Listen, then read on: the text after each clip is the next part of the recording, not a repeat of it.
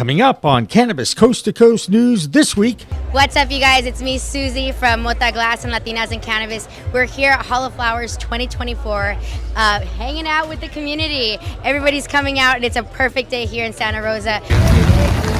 3,000 miles away in Boston, Massachusetts, it was a good day for duck umbrellas. Cannabis festivals from coast to coast, from the sunshine in the Golden State of California's Hall of Flowers to rain and mud at the 35th Annual Freedom Rally in Boston, Massachusetts. With the Meltdown Pumpkin Pie, Nova Farms. Plus, Pennsylvania's legislature is back in session, so will the latest bipartisan effort lead to the long-delayed move to adult use legalization in the Keystone State, or is it just another window dressing delay in cannabis standard time? And a sign of normalization as Barstool Sports, a leading modern lifestyle online media giant, enters into an agreement with multi-state operator Green Thumb Industries in order to brand their products to 66 million followers of the Barstool brand. And a Georgia pharmacy decides to start offering medical cannabis to patients in defiance of a federal threat from the DEA. All that and coast to continent cannabis coverage as we go down under with a new correspondent from the land of kangaroos, koala bears, and rules football. All that on Cannabis Coast to Coast News next. Be sure to come and check out Hall of Flowers booths and support small business. And don't forget, it is Latino Heritage Month all month long, and we're out here representing the Latinas and Latinos of the cannabis workforce of California. Shout out. We are Pro Cannabis Media.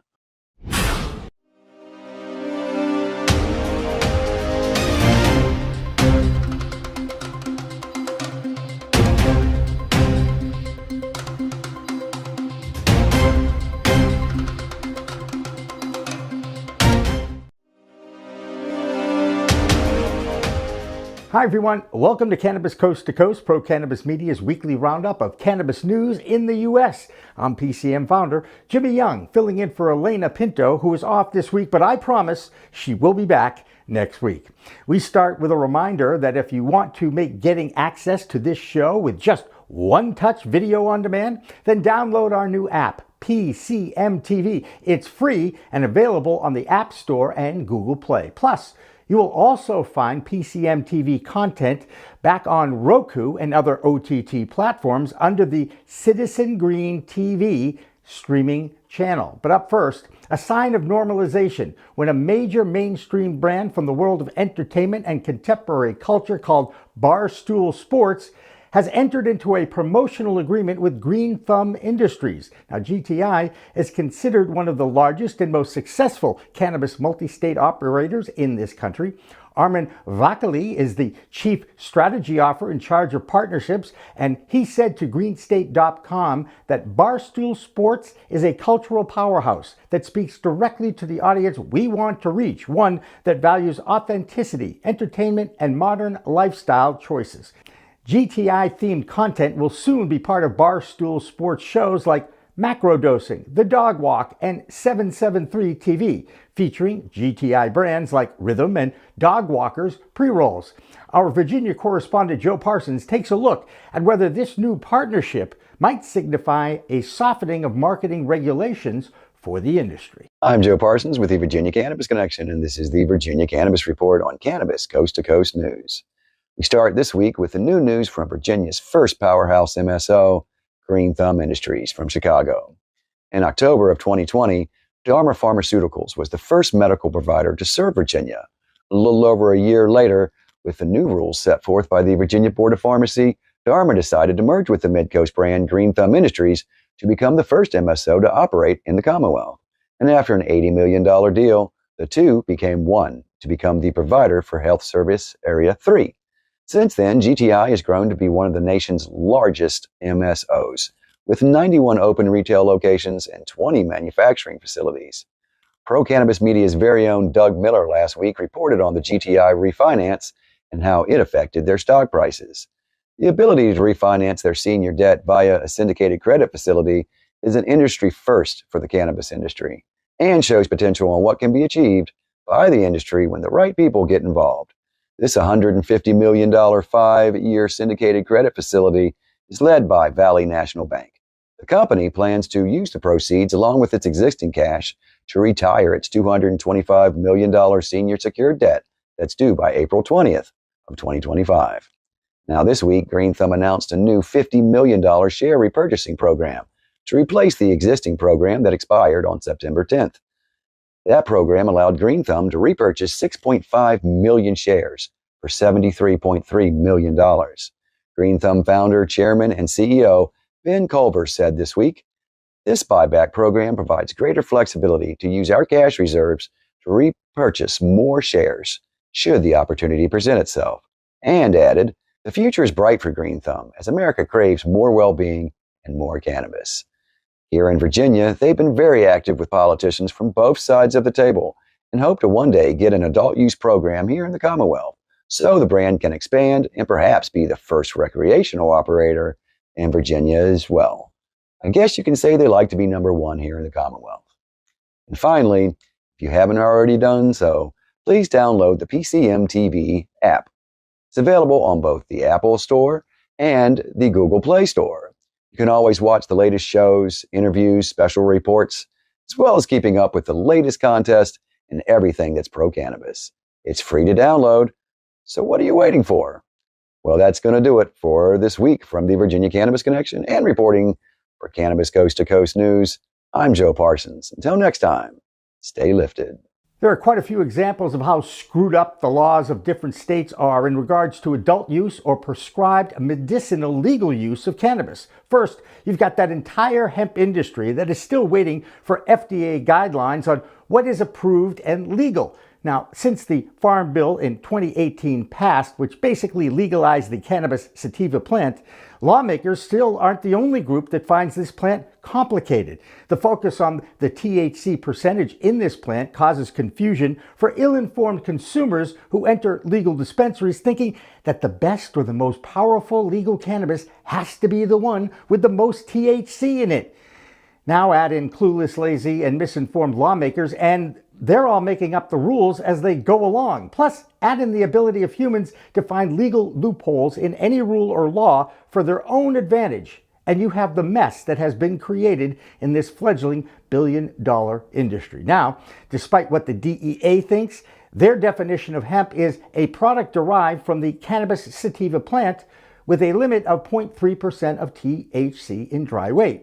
Two different federal courts over the past 2 years have called that definition too ambiguous and confusing. The problem is scientists, geneticists, and botanists have all figured out ways to get high or intoxicated from THC using Delta-8 or other synthetic forms of that cannabinoid. So now you have two different industries frustrated with the lack of federal guidance over that same plant.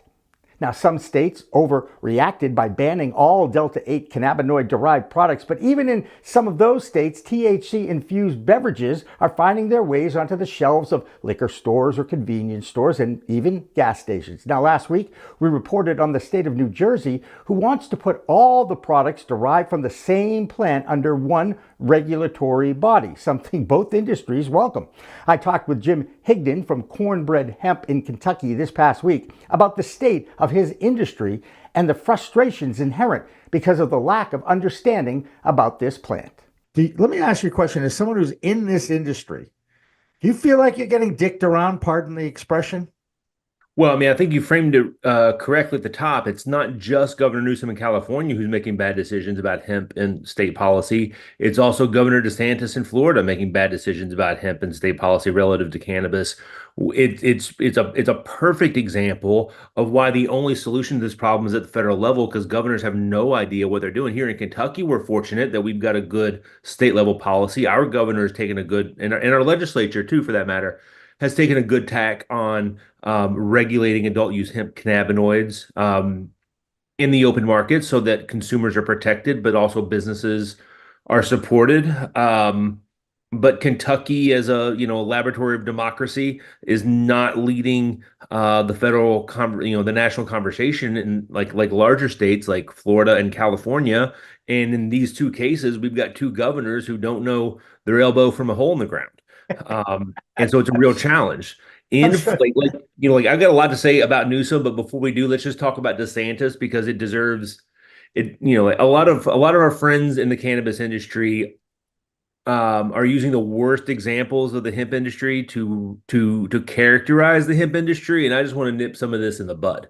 Governor DeSantis in Florida is wrong to oppose Amendment 3 to legalize adult use cannabis in Florida. Everyone in Florida should be voting yes on adult use for Amendment 3. It needs a 60% vote to cross the threshold for a constitutional amendment in Florida. And we at Cornbread Hemp are rooting for it and supportive in any way we can be. Everyone should be voting yes on 3 in Florida. And Ron DeSantis opposing yes on 3, then decides to throw himself in league with hemp retailers who feel like Amendment 3 will be bad for their business. And so he's supportive of hemp because he's against cannabis legalization. And that's just ass backward, asinine. Makes no sense, has no business in the future of hemp and cannabis policy in America today. So let me just say all that as preface and prologue to Governor Newsom in California is equally wrong-headed and incorrect and proposing bad policy in a bad way to the people of Florida intended on I don't know what his intentions are, but the effect of it will be to make consumers less safe in the marketplace. It would be one thing for Governor Newsom to suggest that no hemp products could be sold in California retail if the California cannabis dispensary system were above reproach, was a source for safe and effective cannabis for its consumers, instead of being mired in a pesticide scandal that would make any California cannabis consumer concerned about getting anything from a California cannabis dispensary. It seems like it's a mess. And what he's trying to do is eliminate safe consumer choice in the marketplace and force consumers into a dispensary system that's lousy with pesticides. We'll have more of that interview later on this news program, and the entire interview will be available on our website, procannabismedia.com, and our app, PCM TV. Now, there has been quite a mess, needless to say, in the cannabis industry, and a perfect example of this is in the state of Georgia. A year ago, the Georgia legislature enacted a medical marijuana program designed to allow pharmacies to distribute the plant with a medical doctor's prescription. Sounds like a good approach. But the DEA sent out a cease and desist to that state's pharmacies, basically saying they can't follow their own state's laws since cannabis is still a federally illegal substance. Then they threatened that their pharmacy could be jeopardizing their federally issued license to distribute all medicinal products. In Eaton, Georgia, the Living Well Pharmacy is defying the DEA's threat by filling prescriptions written by certified doctors for medicinal cannabis. Vic Johnson has been a pharmacist for 40 years and told the Atlanta Constitution Journal newspaper that it's a new frontier. I really think pharmacies are an ideal outlet for dispensing medical cannabis because if you come to my pharmacy already, we can talk about what medications you already are taking. It makes you appreciate the freedoms of living in adult use state, or one of the 38 states that have decriminalized the plant, even more. Now, not that states don't have their own issues with some of the confusing laws, and even in some states that have a vibrant billion-dollar market, well, here's Arizona's Karen Black.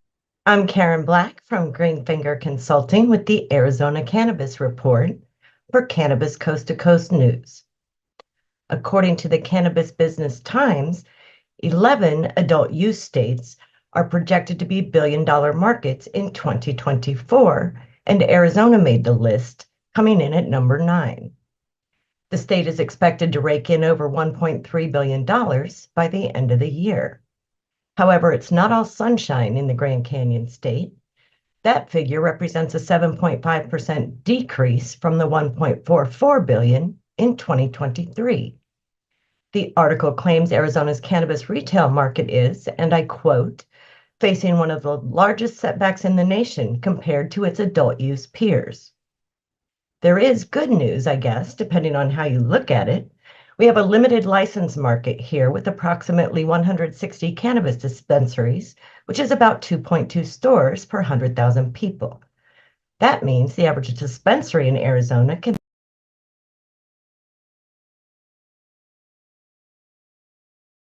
shine in the Grand Canyon state. That figure represents a 7.5% decrease from the 1.44 billion in 2023. The article claims Arizona's cannabis retail market is, and I quote, facing one of the largest setbacks in the nation compared to its adult use peers. There is good news, I guess, depending on how you look at it. We have a limited license market here with approximately 160 cannabis dispensaries, which is about 2.2 stores per 100,000 people. That means the average dispensary in Arizona can bring in roughly $8.3 million in sales this year. Well, last week I told you about Earl Camp, and guess what? It's been canceled. But don't despair, the Earl Cup is still taking place October 5th and 6th in Mesa. For info and tickets, visit theearlcup.com. Earl is spelled E-R-R-L. As for other events, the Marijuana Industry Trade Association is holding its monthly networking meeting September 25th in Scottsdale. And High in the Desert is slated for October 5th in Tucson. That's all for this week's Arizona Report.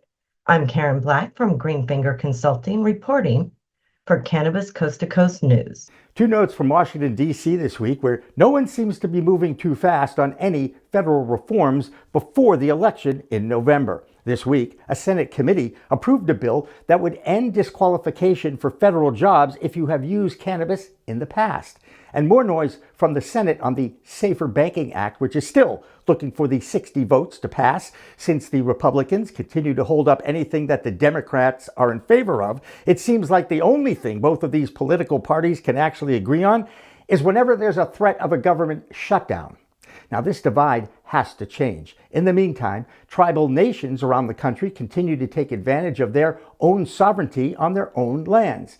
Here in Massachusetts, the Wampanoags have struggled to get investment support, but they did cut a deal with an established vertical in the Bay State. The company in the dispensary is called Theory Wellness. Now, that licensee has offered a $250,000 grant to a member of the Wampanoag tribe named John Marcelino, who runs a startup delivery service called Tribal Fire. That allowed him to set up the security infrastructure and vehicles to launch their delivery service for Theory Wellness. With more on the cannabis scene amongst other tribal nations,